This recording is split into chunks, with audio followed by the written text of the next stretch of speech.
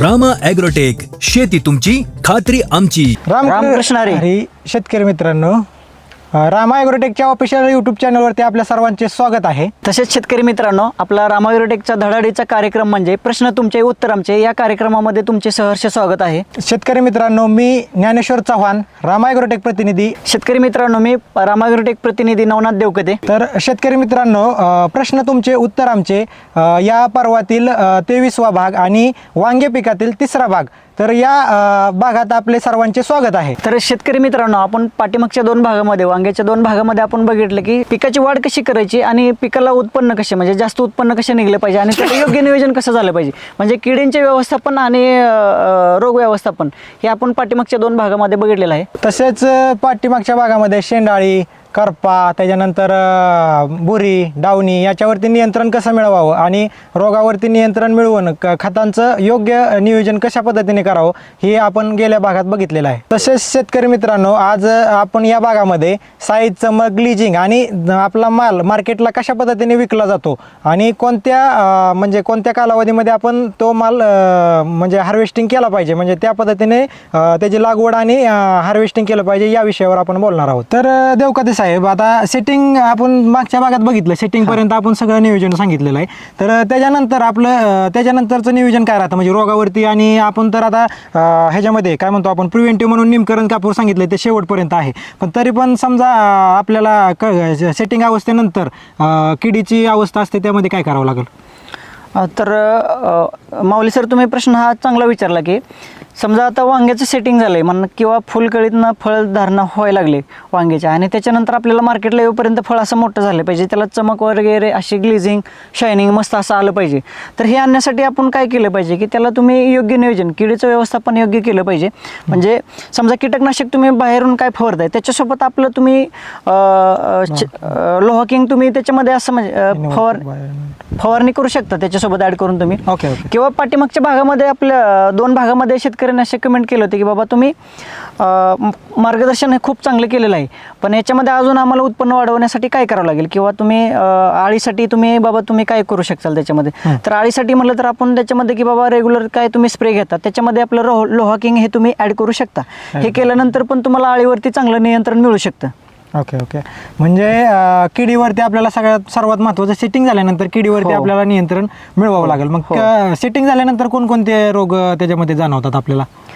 तर सेटिंगपासून पुढे की समजा फळधारणा चालू झाली म्हणजे हार्वेस्टिंगला माल जर येत असेल पुढे, तर त्याच्यावरती काय की बाबा बुरीचा एक अटॅक होऊ शकतो. आणि दुसरं काय की समजा तुमचं पाण्याचं योग्य नियोजन झालं पाहिजे, खताचं योग्य नियोजन झालं पाहिजे.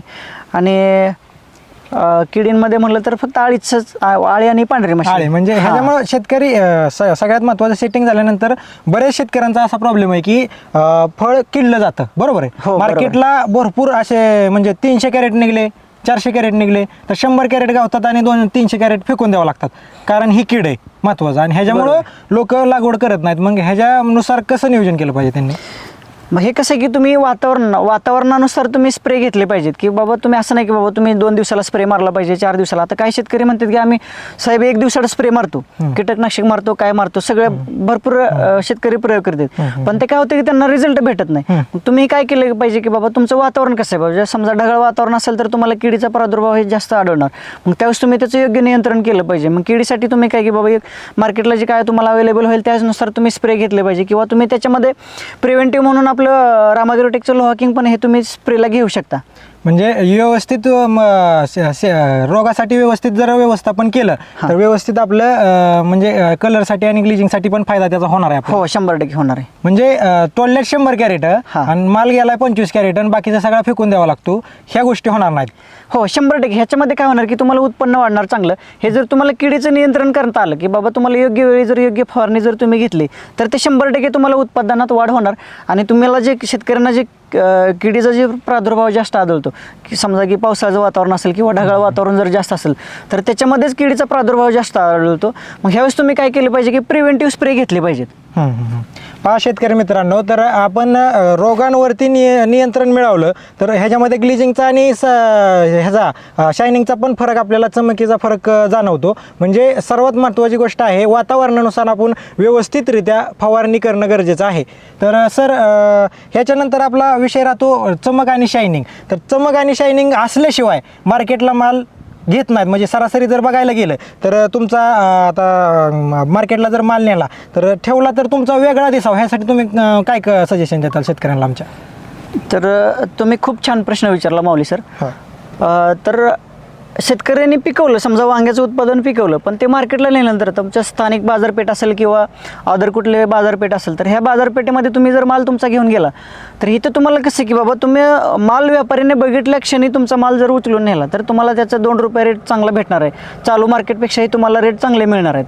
आणि जर तुमच्या मालाला जर ग्लिजिंग नसेल, शायनिंग नसेल, हे समजा हे आता वांग्याचे देठ तुम्ही बघू शकता की कसं दिसते, याला चमक वगैरे कसं आहे, असं जर तुमचा फ्रेश माल असेल तर व्यापारी 100% घेऊन जाणार. आणि जर हे जर तुम्हाला डल असेल, समजा ह्याच्यावरती काय बुरी देठावरती आलेलं असेल, चमक नसेल असे व्यवस्थित, तर 100% हा तुमचा मार्केटला माल हा कमी रेटने विकले जाणार किंवा त्याला रेट तुम्हाला कमी भेटणार किंवा त्याचे पैसे कमी होणार. मग हे जर तुम्हाला करायचं असेल तर ह्याच्यामध्ये काय की तुम्ही योग्य नियोजन केलं पाहिजे. बाबा ह्याला स्प्रे कुठला घेतला पाहिजे, बाबा ह्याच्या बुरशी येऊ नये म्हणून त्याच्यासाठी तुम्ही योग्य नियोजन केलं पाहिजे. मग त्याच्यामध्ये तुम्ही बाबा प्रिव्हेंटिव्हसाठी म्हणलं तर तुम्ही रामायग्रोटेकचं बायो इन्व्हर्टर हे स्प्रेला घेऊ शकता तुम्ही. ह्याच्यामुळे पण तुम्हाला बुरीसाठी चांगलं नियंत्रण मिळू शकतं. म्हणजे शायनिंग आणि ग्लिजिंगचा मुद्दा जर आपण उचलला तर सेटिंग नंतर तुम्हाला प्रयत्न करावा लागतात शायनिंग ग्लिजिंगसाठी, का शेवट केलं तर चालतंय? नाही, हे कसं आहे की आपलं कसं आहे की कंटिन्यू बाबा 1 दिवसाड 2 दिवसाड 3 दिवसाड हे प्लॉटचं हार्वेस्टिंग असं चालू राहतं. हे की बाबा असं नाही की बाबा पीक की तुम्ही 4 दिवसातनं 5 दिवसातनं एकदा हार्वेस्टिंग करू शकता, असं नाही. तुम्हाला 1 दिवसाड 2 दिवसाड याचा तोडा करावा लागतो. ह्यामुळे कसं की ह्याला कंटिन्यू तुमचं प्रिव्हेंटिव्हमध्ये सगळे स्प्रे गेले पाहिजेत. म्हणजे सर्वात महत्त्वाचं स्प्रेवर सगळ्यांनी लक्ष देणं गरजेचं आहे आणि हवामानाचा अंदाज बघून सर्व स्प्रे घेणे गरजेचं आहे. म्हणजे टाईम टू टाईम वातावरण खराब झालं की का आपला स्प्रे पडलाच पाहिजे, प्रिव्हेंटिव्ह म्हणून पडलंच पाहिजे, काय विषय नाही. हो, बरोबर आहे. तर सर, सेटिंग झाल्यानंतर आपलं जे फळ वाकडं होतं बघा, तर त्याला काय कारण आहे, आणि त्याला म्हणजे कोणतं रोग आहेत आणि त्याला कशा प्रकारची फवारणी झाली पाहिजे?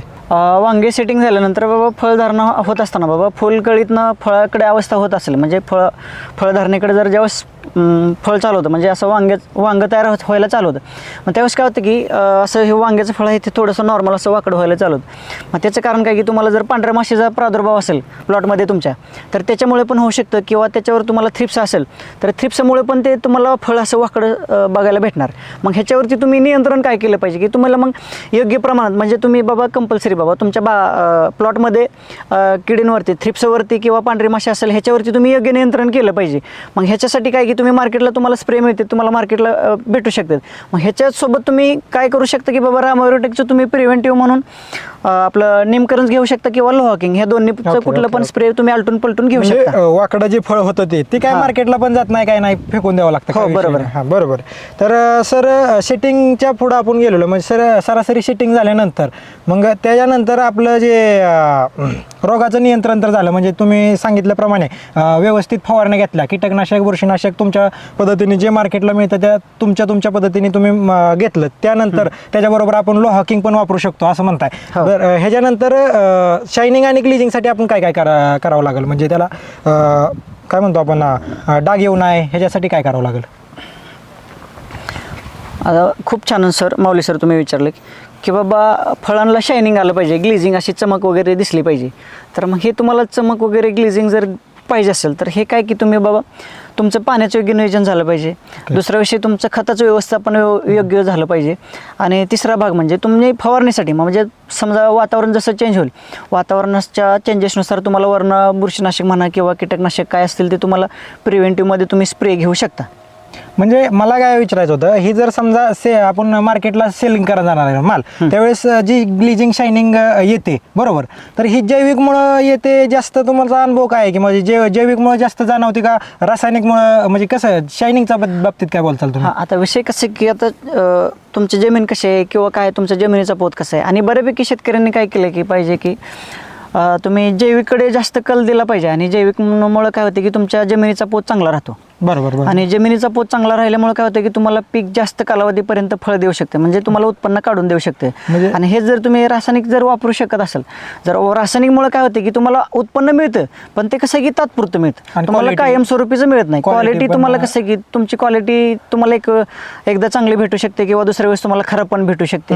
हे तुमचं कसं की तुमच्या जमिनीवरती, जमिनीचा पोत कसा ह्याच्यावरती अवलंबून आहे. मग ह्याला तुम्ही काय केलं पाहिजे की समजा तुम्ही रासायनिक जर वापरत असाल तर रासायनिक सोबत तुम्ही जैविकची किंवा सेंद्रियची तुम्ही त्याला साथ दिली पाहिजे किंवा जोड दिली पाहिजे. म्हणजे तरच पुढच्या काळात शेती टिकेल. हो, म्हणजे रासायनिक बरोबर जर जैविकची जोड असेल तर 100% पुढे शेती टिकेल, हे असं तुमचं म्हणणं आहे. हो, 100% बरोबर. म्हणजे जैविककडे कल जास्त शेतकऱ्यांचा पाहिजे.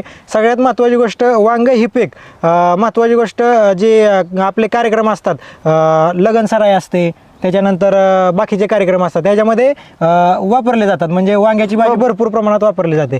तर त्या कालावधीमध्ये बरोबर माऊली सर, तुम्ही जे सांगताय ते बरोबर आहे बाबा. समजा वांग्याला मार्केट कधी असते, तुमचं म्हणणं बरोबर आहे. मग आता हे कसं आहे की वांग्याचं उत्पादन हे वर्षभर तुम्ही घेऊ शकता, आणि वांग्याला मार्केट कधी राहते की बाबा वांग्याला वर्षभर पण मार्केट राहू शकतं. मग त्याच्यामध्ये काय थोडे सिजनेबल असतात. मग हे तुमच्या स्थानिक परिस्थितीवरचं मार्केट काय आहे बाबा, काही भागामध्ये देशी व्हरायट्या चालतात, काय भागामध्ये हायब्रिड. मग हे तुमचं स्थानिक लेवलचं मार्केट काय, ह्या हिशोबानं तुम्ही वांग्याची व्हरायटी निवडून त्या हिशोबानं तुम्ही लागवड करू शकता. आणि दुसरा विषय म्हटलं तरी समजा तुम्हाला वांग्याचा रेट पाहिजे असेल तर मग हे कसं की समजा नोव्हेंबर डिसेंबरपासून पुढं समजा लग्न सराई चालू होते. मग ह्याच्यामध्ये कसं आहे की कंटिन्यू म्हणजे प्रत्येक घरामध्ये वांग्याची भाजी ही केली जाते. मग हे वांग्याची भाजी म्हणजे प्रत्येक घरामध्ये आठवड्यातनं एकदा का होईना पण वांग्याची भाजी असते. त्यामुळे कंपल्सरी वांग्याच्या भाजी म्हणजे वांग्यासाठी प्रत्येक आठवड्याला मागणी ही राहतेच कंपल्सरी. त्यामुळे असं नाही की बाबा तुम्हाला मार्केटला अडचण येते किंवा मग तुमचा माल कुठं गेला नंतर म्हणजे खपेल किंवा काय होईल. ही कसं आहे की तुमच्या स्थानिक लेवलची बाजारपेठ काय ह्या हिशोबाने तुम्ही ते वाण निवडू शकता. तर भारतामध्ये भरपूर लागवड केल्या जातात. तर शेतकऱ्यांनी कशा पद्धतीने लागवड केली पाहिजे, कोणता वाणाचं नियोजन केलं पाहिजे त्यांनी तसं? तर माऊली सर तुम्ही बरोबर म्हणजे प्रश्न विचारला की, तर शेतकरी मित्रांनो की आपण वांग्याचे म्हणजे आपल्या भारतामध्ये किंवा आपल्या महाराष्ट्रामध्ये वांगे कुठले पिकवले जातात की पांढरा वांगा असेल, हिरवा वांगा असेल किंवा काळं वांगा असेल, किंवा ह्याच्यामध्ये काय की बाबा ह्याच्यामध्ये व्हरायटी आहेत. म्हणजे सगळ्यात जास्त महाराष्ट्रामध्ये म्हटलं तर तुम्ही कुठलं की पांढरं वांगा असेल, हिरवं वांगा असेल, काळं वांगा असेल, ह्या 3-4 व्हरायटी चांगल्या म्हणजे महाराष्ट्रामध्ये फेमस आहेत. मग हे वांगं कसं आहे की समजा हिरवं वांगं असेल ते थोडंसं गोलाकार राहतं, भाजीसाठी बेस्ट मानलं जातं. किंवा काळं वांगं आहे ते लांब येतं किंवा मोठं गोल येतं, हे भारतासाठी वापरलं जातं, फेमस आहे वांगं ते. मग ह्याच्यामध्ये तुम्ही तुमच्या स्थानिक बाजारपेठेवरती कुठलं जास्त चालतात ह्याच्यावरती तुम्ही हे वाण निवडून तुम्ही लागवडी करू शकता.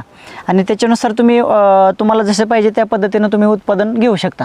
आणि समजा तुम्हाला जर आणि हे तुम्ही समजा लागवडी केली आणि ह्याच्यामध्ये तुम्हाला जर समजा साईज पाहिजे असेल किंवा आता समजा भरताचं वांग असेल त्याच्यासाठी मोठी साईज लागते. मग हे तुम्ही साईज आणण्यासाठी तुम्ही मार्केटला रेग्युलर तुम्ही प्रोडक्ट वापरता. मग त्याच्यासोबत तुम्ही काय करू शकता की बाबा आपलं रामॅग्रोटेकचं बायोसृष्टी आहे, हे जर तुम्ही त्याच्यासोबत जर दिलं तुम्हाला साईज 1 नंबर भेटू शकते. त्याच्यामुळे ग्लेझिंग चांगली येते आणि चमक पण चांगली राहते आणि मार्केटला तुमचा 1 नंबर क्वालिटीनं माल विकला जाऊ शकतो. म्हणजे एवढं सगळं केल्यानंतर व्यवस्थित म्हणजे त्यांचं मार्केटला उत्पादन निघू शकते काय अडचण नाही. म्हणजे अशा पद्धतीने जर जैविक आणि रासायनिकची सांगड घालत व्यवस्थित जर नियोजन केलं तर व्यवस्थित आपण त्यांना म्हणजे आपण काय म्हणतो रासायनिकला बघायला द्यायची खरं म्हणलं तर, पण एक 50-50% किंवा 80-20चा फॉर्म्युला जर वापरून जर आपण व्यवस्थित जर रित्या नियोजन केलं तर ग्लेजिंग, शायनिंग आणि साईजला 1 नंबर जर रिझल्ट जैविकमध्ये मिळतोय म्हणजे सरासरी. पण विषय काय झाला की आज मार्केटला सगळे रासायनिक पर्यंत आले आज की बाबा. आता पूर्वीच्या काळी बघितलं तर रासायनिक नव्हते. जर आपल्या आजोबांच्या किंवा पंजोबांच्या काळामध्ये बघितलं तर ते युरिया म्हणजे काय माहित नव्हतं. पण आता कसं झालं की पाठीमागच्या 50 वर्षापासून हे युरिया म्हणा किंवा रासायनिक खत असतील हे भरपूर प्रमाणात शेतकऱ्यांनी वापरायला चालू केलेत. आणि शेतकऱ्यांचं एक झालं की असं म्हणणं झालं की बाबा रासायनिक वापरल्याशिवाय शेती येऊच शकत नाही. पण हे कसं झालं की त्यांना म्हणजे त्यांच्या मनामध्ये हे झालेलं एक गैरसमज झालेला आहे त्यांचा. बरोबर. मग हे कसं की बाबा हे आता आपल्याला हे सांगणं म्हणजे थोडंसं क्रिटिकली वाटतं की बाबा ह्याच्यासोबत तुम्ही जैविक आणि रासायनिक दोन्हीची सांगड घातली तर तुम्हाला अजून चांगला बेस्ट रिझल्ट येऊ शकतो. ओके. मग हे तुम्ही नुसतं 100% रासायनिक पण वापरू नका किंवा असं नाही की बाबा तुम्ही सगळंच नॅचरली करू शकता. मग दोन्हीची सांगड घालून तुम्हाला एकदम चांगलं उत्पादन पद्धतीने घेऊ शकता. हो. तर गेले आपले 2 भाग झालेले आहेत, त्याच्यामध्ये भरपूर कमेंट आलेले आहेत. तर शेतकरी मित्रांचं म्हणणं असं आहे की बाबा हे सगळं मार्गदर्शन जे आहे आपण देतोय म्हणजे हे जे प्रश्न तुमचे उत्तर आमचे ह्याच्यामध्ये जे कमेंट येत आहेत की बाबा हे उत्पादन मिळतं कुठं किंवा हे जे सिस्टीम कशा पद्धतीने चालेल किंवा काय हा म्हणतो? म्हणजे तुम्ही मौली सर म्हणलं की बाबा हे आपण जे सांगतोय बाबा ह्याच्यामध्ये समजा तरकारी स्पेशल असेल हे तुम्ही वापरायचं आहे, शेतकऱ्यांना वापरायचं आहे. मग हे मिळतं कुठं? तर शेतकरी मित्रांनो हे प्रोडक्ट कुठे मिळतं किंवा समजा बायोसमृद्धी तरकारी स्पेशल जर तुम्हाला वापरायचं असेल तर हे मिळतं कुठे की समजा आपण व्हिडिओ बघताय त्या व्हिडिओच्या तुम्हाला लिंकवरती ह्याच्यावर व्हिडिओमध्ये तुम्हाला नंबर दिलेला आहे. तर शेतकरी मित्रांनो तुम्हाला जर हे उत्पादन वापरायचे असतील तर हे उत्पादन तुम्हाला वापरण्यासाठी व्हिडिओ बघत असताना तुम्हाला त्या स्क्रीनवरती नंबर दिलेला आहे. त्या नंबरवरती तुम्ही कॉल करून विचारू शकता की बाबा हे उत्पादन तुम्हाला कुठे मिळेल. तर तुम्हाला ह्या कॉलवरती नंबर दिलेल्या नंबरवरती जर कॉल केला तर तुम्हाला तुमच्या भागामध्ये कुठे उत्पादन मिळते हे तुम्हाला त्याची माहिती मिळेल. म्हणजे कस्टमर केअर नंबरवरती कॉल केल्यानंतर मटेरियल कुठं भेटेल ती सांगताल का? हो हो 100% तुम्हाला भेटून जाईल. ओके. आणि तुमचा म्हणजे राम ॲग्रोटेकचा आपला माणूस तिथं जाऊन त्यांचं मार्गदर्शन करणार? हो जे कोणत्या तुमच्या भागामध्ये कोण प्रतिनिधी असेल कंपनीचा तो प्रतिनिधी तुमच्या बांधावरती येऊन तुम्हाला मार्गदर्शन करेल. तर वांगी पीक व्यवस्थापन करत असताना शेतकरी मित्रांना कोणता प्रॉब्लेम येत असेल?